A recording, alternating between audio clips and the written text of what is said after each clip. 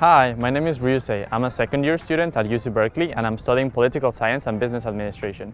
Outside of class, I am running a startup on the side and I'm excited to show you a day in my life here.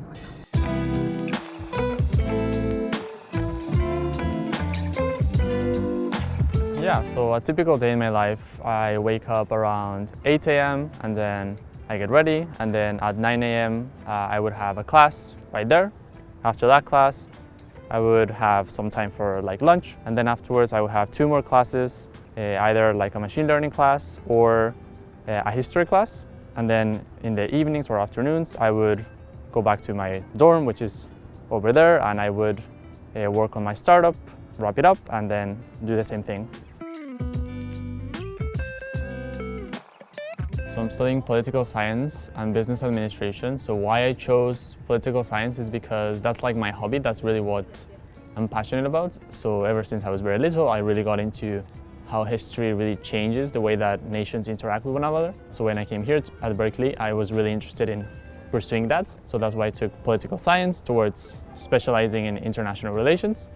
And business administration, that one I'm really more interested in entrepreneurship and how different startups get founded and how they start growing over the stages. So one of the reasons why I chose UC Berkeley was because it's in Silicon Valley and it's really wrapped up into the startup ecosystem here. That's why I'm pursuing these 2 fields of interest. So for the requirements for, I guess, any major, specifically for political science or business, so there's 2 phases. The first phase is usually you have to meet the minimum requirements so that then you can declare that you're a major. It's a little bit different from other universities where you go directly into the major the moment you get in.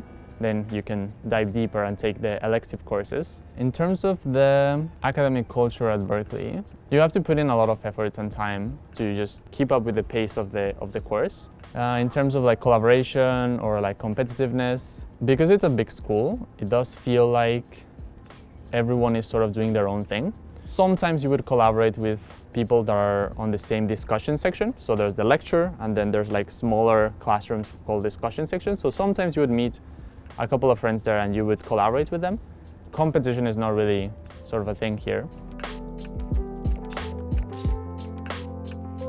Yeah, so right now we're at the Haas School of Business. So all the business administration students and the MBA students would come here and they would have their classes here. There are the discussion sections and the lectures are usually in this bigger building. So there would be auditoriums around there. So my startup, Reach Best, we're building an app to streamline university applications for international high school students. And specifically, we're addressing the difficulty of university research. So when high school students try to find and choose which universities to apply to, they would really struggle because they have to search in so many sites and YouTube blogs like Crimson. So there will be a lot of information ideas. How do we centralize that as step 1? And then the second thing is how do we apply AI to it so that it can automatically match the students with their best fit university. So that's what we built. The idea is that once we build this app, in the future by 2030 we would have training an AI counselor that can be sort of the support of the students along their journey and just answer basic questions and guide them. When I say about balancing my time, what I'm really trying to balance is 3 things. So there's my schoolwork, then there's the startup world, and then there is the health.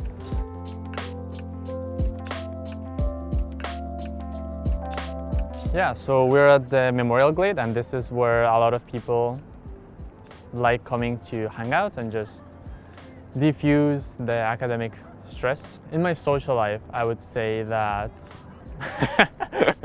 so last year when I had more time and my startup was still sort of in the development, very early stage process, I had more time. So we would go out for dinner, or we would go hiking. Sometimes we would go running, we would play soccer. From time to time, together we would go to some parties. I'm not really sort of a party person, so I just went a couple of times.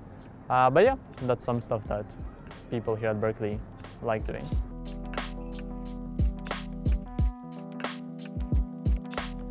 I think the best thing about UC Berkeley has been, I think, the interesting combination of sort of a very activist and a place where social impact is really, really important, like UC Berkeley, and that synergy with entrepreneurship and the startup culture has been very, very interesting. So just getting exposed into this social entrepreneurship ecosystem has been very, very unique, which is different from other schools that are also around Silicon Valley, where the focus is solely sort of on entrepreneurship and financial gains.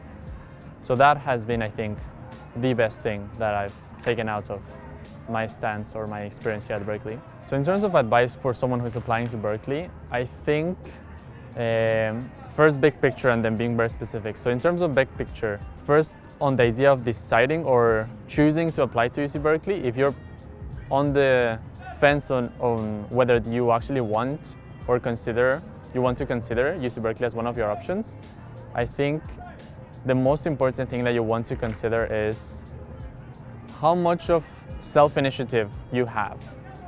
Because at UC Berkeley, the experience of most people is that you're sort of doing your own thing independently, and if you're really good at it, UC Berkeley is a great place because you have so many resources that you can just sort of grab and then bring into your own projects, which is what I've been doing. And to sort of like just expand on that. So when you're writing your essays, it's really great if you can talk about experiences or moments during high school where you showed your initiative and that you're a self-started. They really like that here, the admissions people. So yeah, I think that's the biggest advice I would give.